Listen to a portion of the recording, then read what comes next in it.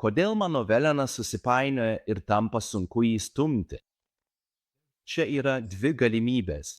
Pirmoji, jei velenas susipainioja, tai reiškia, kad veleno viduje susikaupė per daug inercijos, o išorėje tai į už vamzdžio ribų esantis velenas dabar susipainioja. Tačiau, jei velenas susipainioja arba sunkiai stumėsi vamzdžio viduje, tai reiškia, kad tikrasis veleno storis, jos skersmuo, yra netinkamas tam vamzdžio dydžiui.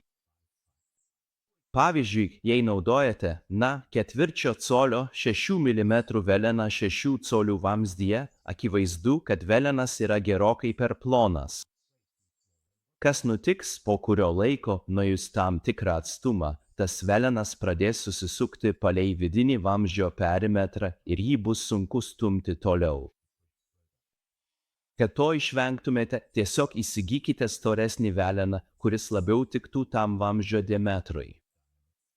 Ačiū, kad žiūrėjote.